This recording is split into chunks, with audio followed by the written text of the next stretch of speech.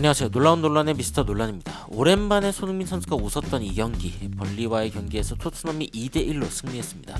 이 경기 가운데 안제 포스테코글루 감독이 그래도 만족한다라는 이야기를 전했는데, 이 경기 후에 어떤 인터뷰를 했는지, 그리고 앞으로 남아있는 일정에서 토트넘에게 기대할 수 있는 것은 무엇인지 바로 들어가 보시죠.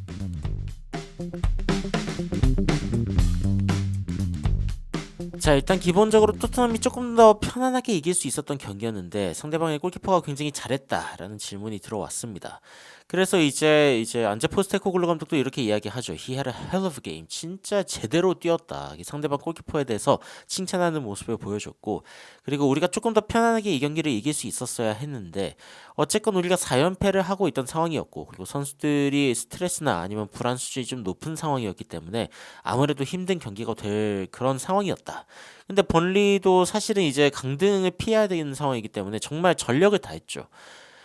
그리고 이제 잃을 게 없었다. They had nothing to lose라고 이야기를 하면서 어 그야말로 이제 토트넘을 상대로 전력을 다하는 그런 모습을 보여줬던 이 벌리에 대해서 칭찬을 하기도 했습니다.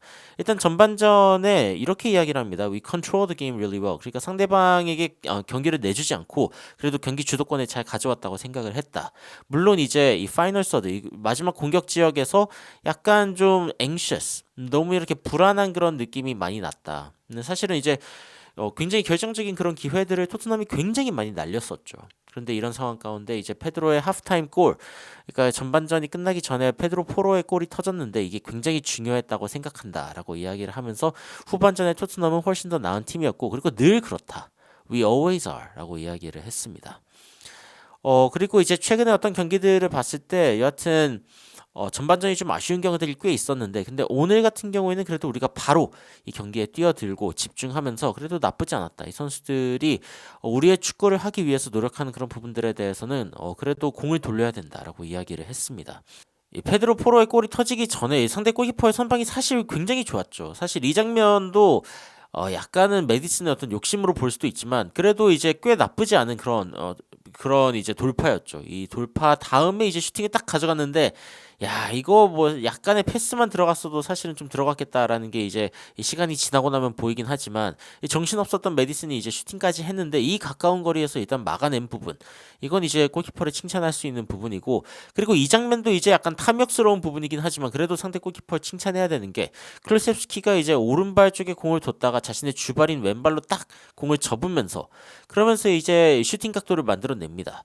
이 상황 가운데에서 이제 꽤 나쁘지 않은 궤적으로 공이 날아갔던 걸로 기억하는데, 이 골키퍼가 몸을 던져가지고 이걸 막으면서 다이빙 세이브를 보여주죠. 이런 상황들을 봤을 때, 물론 이제 토트넘의 이 손흥민 선수나 아니면 메디슨 등등의 선수들이 야, 왜 안 좋냐라고 이제 불평을 하기는 했지만, 그리고 합당했죠. 그렇게 이야기할 만한 상황이었지만 여튼 상대방이 잘 맞기도 했다. 이거는 이제 인정해야 될 것 같습니다. 토트넘이 63%의 공 점유율을 가져가고 21의 슈팅을 기록하면서 그중에 9개의 유효 슈팅을 가져가는데도 불구하고 2골밖에 못 넣었다. 이거는 어쨌건 상대방의 키퍼가 잘했다라고 할 수 있는 그런 부분들이 있죠. 자, 그리고 이제 페드로 포로의 골이 터진 장면도 좀 인상적이긴 했는데, 페드로 포로가 오늘 공 많이 날려먹었습니다만 이 장면만큼은 그래도 좀 칭찬할 수 있습니다. 측면 쪽에서 이제 안쪽으로 들어오는 장면인데, 뭐 아마 상대방은 뭐 여지없이 토트넘이 안쪽으로 넣을 거라고 생각을 했겠죠. 안쪽으로 패스를 할 거라 생각했는데, 근데 오늘 경기 토트넘이 좀 다른 점이 있었더라면은 기회가 날 때 좀 때리려고 했다. 특히 뭐 손흥민 선수도 이 페널티 에리어 바깥쪽에서도 슈팅 시도를 여러 번 하는 모습을 보여줬는데, 이런 모습들이 이제 과거의 토트넘이랑 조금 차이가 있는 부분이었죠. 그래서 이제 페드로 포로도 그냥 쭉 밀고 들어가가지고 슈팅을 해버리는데 아마 이제 예상을 못했던 것 같아요. 사실은 각도가 그렇게 좋지도 않았고 이 상대방이 맞기 아주 어려운 각도라고 이야기할 수는 없는데, 이렇게 달려 들어가가지고 그냥 그대로 슈팅을 날려버리니까 이 각도 여러분들 딱 보시면은 알겠지만 이게 쉬운 각도가 아니거든요. 페드로 포로가 이제 꽂아 넣으면서 분위기가 반전됐다라고 이제 포스테코글루 감독이 이야기를 했습니다. 그리고 이제 추가적으로 좀 이제 주목할 만한 어떤 질문들은, 미키 반더벤이 이제 결승골을 넣었는데 그게 이제 미키 반더벤이 어디서든 뛸 수 있다는 걸 보여주냐라고 이제 질문이 들어왔습니다. 미키 반더벤이 여하튼 올해 프리미어리그 첫 해고, 뭐 비카리오나 아니면 데스티니 우도기도 그렇고 파페 마타사르도 이제 이번 시즌 풀로 뛰는 거는 이제 처음이죠. 이번 시즌 처음인데, 이런 선수들의 어떤 성장을 봤을 때 이런 부분은 좋다.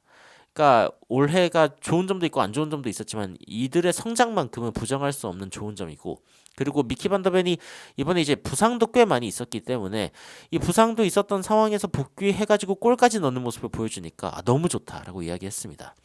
그러면 이제 그런 생각을 할 수 있죠. 아니 이렇게 왼쪽에서 잘 뛰는데 그동안 왜 풀백으로 안 썼는가? 실제로 그런 질문이 있었습니다. Does Mickey give you another option at left back? 이 레프트 백 자리에 또 하나의 옵션이 되는가? 맞다라고 이야기를 했지만 미키 반더벤이 여하튼 몇 번의 어떤 부상을 달고 있었다는 점을 감안했을 때 레프트백으로 뛰는 거는 이 센터백으로 뛰는 거랑 신체적으로 굉장히 다르기 때문에 미키 반더벤이 만약에 부상이 좀 없었다라고 한다면은 그러면 미키 반더벤은 좀 왼쪽에 좀 더 많이 써봤을 텐데 근데 이 부상이 있었다는 이유 하나만으로도 사실은 이제 포지션을 바꾸기가 좀 애매했다. 그런데 그건 그렇죠. 왜냐면 이제 신체적으로 너무 다른 활동을 이제 요구하게 될 경우에는 부상이 있었던 선수는 몸에 무리가 올 수 있고 그러면 또 한 번의 어떤 부상이 나올 수 있기 때문에 뭐 당연히 이런 부분들은 좀 문제가 있습니다만 애초에 포스테코글루 감독은 이 스킵을 전반 60분 그러니까 초반 60분 정도만 쓰는 걸로 생각을 했고 그리고 나머지 30분은 이제 미키 반더벤을 쓰는 걸로 생각을 했던 것 같습니다. 그리고 라드 드라고신이 오늘 들어와가지고 굉장히 좋은 모습을 보여줬다라고 이야기하는 것도 있지 않았습니다. 우리가 어쨌건 그 상대방을 넘어서고 미키 반더벤의 골까지 나올 수 있는 그런 환경이 만들어진 이유 중에 하나도 라드 드라고신이 이제 센터백으로 뛸 수 있었기 때문이죠. 그래서 이런 부분들에 대해서 칭찬하는 안제 포스테코글루 감독을 볼 수 있습니다. 반더벤의 어떤 활약들을 봤을 때 이 전반전엔 뭐 거의 뭐 풀백들의 범위까지 커버를 하면서 수비하는 장면들이 여러 차례 나왔습니다. 그리고 이제 주목해야 될 부분은 이 손흥민 선수가 이렇게 딱 내줬을 때 이 포켓으로 들어가가지고 공을 받아내는 이 장면 또한 엄청 자연스럽게 해냈죠. 이런 것도 이제 좋았고 여기서 이제 컷백이라기보다는 약간 크로스를 넣어줬는데 이 크로스가 상대방 키퍼에게 맡기면서 좀 아쉽기는 했습니다만 여하튼 뭐 다른 윙어들의 크로스보다 차라리 나았다라고 생각이 들 정도로 좋았고 그리고 이제 이 장면이죠. 메디슨이 이제 그 반더벤에게 패스를 해주는 장면인데 반더벤이 여기에서 결을 그대로 살려가지고 퍼스트 터치를 약간 수비수 뒤쪽으로 가져갑니다. 수비수들의 역방향이죠. 이런 상황 가운데 데인 스칼렛이 그래도 나쁘지 않게 교차하는 움직임을 보여줬어요. 이러다 보니까 상대방 수비진이 한쪽으로 다 쏠려버리는 그런 상황을 낳게 되죠. 이런 상황 가운데 반더벤이 물론 상대가 이제 바로 반더벤이 안쪽으로 들어온다라고 생각해가지고 마크할 수 있는데 한 발 빠르게 자신의 왼발을 통해서 한 발 빠르게 이 역방향으로 이제 공을 차 넣습니다. 이 동작 자체가 사실은 굉장히 이 엘리트 공격수들이 할 수 있는 그런 느낌의 슈팅인데 그런데 이 슈팅이 들어가면서 토트넘의 결승골이 터지게 됐죠. 자, 이 탑4 토트넘이 그러면은 이제 4위 자리에 들어갈 수 있는 어떤 희망을 유지하게 된 것인데 이런 상황 이후로 어떻게 생각하냐라는 이야기가 나왔습니다. 이제 이 화요일 날 맨시티와의 경기가 있습니다. 화요일이면은 여러분 이틀 뒤죠. 그런데 이 한국 시간으로 일단 수요일 새벽이고 여하튼 그리고 셰필드 경기 이렇게 남아 있는데 우리가 어디까지 갈 수 있는지 한번 살펴봐야 된다. 우리가 여전히 이제 믿음을 갖고 있다라고 이제 이야기를 했지만 뭔가 4연패를 당한 상황에서는 사실 굉장히 자신감이 떨어지고 그리고 믿음이 떨어질 수 있는 그런 상황이었지만 그래도 잘 반등할 수 있는 기회가 생겼다라고 이야기를 했죠. 자, 맨시티 같은 경우에는 현재 85점. 아스날과 지금 뭐 같은 경기 수를 뛰었을 때 지금 1위를 딱 기록하고 있는 상황입니다. 그래서 뭐 맨시티가 만약에 패배하지 않는다면 자력으로 우승할 수 있는 상황이고 아스톤 빌라는 67점인데 자 남아있는 경기가 두 경기라는 점을 감안할 때 토트넘이 지금 낼 수 있는 승점은 6점 6점이고 그리고 아스톤 빌라는 지금 이제 4점 차입니다. 그렇기 때문에 아스톤 빌라가 다 져야 되는 사실 그런 상황이고 만약에 아스톤 빌라가 한 경기라도 비긴다라고 하면은 토트넘과 아스톤 빌라의 이 득실차가 지금 8점 차이기 때문에 지금 아스톤 빌라의 다음 경기가 리버풀과의 경기거든요. 리버풀과의 경기에서 몇 실점을 할지 모르겠지만 그리고 리버풀이 과연 이길 수 있을지도 지켜봐야 됩니다. 아스톤 빌라의 홈 경기이기 때문에 쉽지 않은데 만약에 리버풀이 뭐 1점 차이로 이긴다. 라고 가정을 할 때 토트넘은 그러면 이제 득실차가 이제 7점이 되겠죠.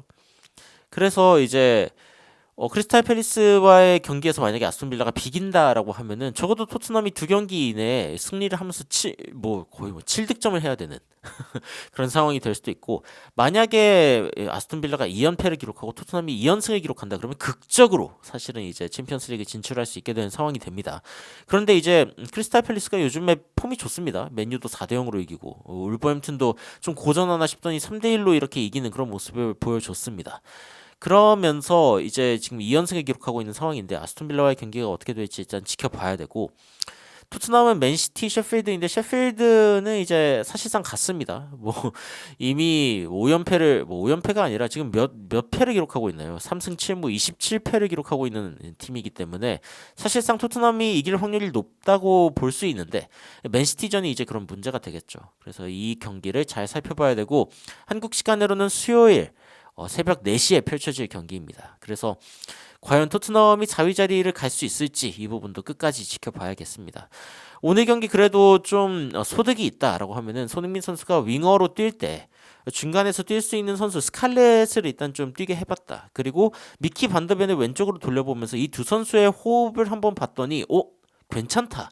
라는 생각이 지금 드는 거거든요. 그래서 이런 부분들을 다음 경기에도 좀 쓸 수 있지 않을까라는 생각이 드는데, 여러분들은 오늘 경기 보시면서 어떤 생각이 드셨는지 댓글로 의견 남겨주시면 더욱 흥미로운 소식으로 찾아뵙도록 하겠습니다. 이상 놀라운 논란 미스터 논란이었습니다. 시청해주셔서 감사합니다.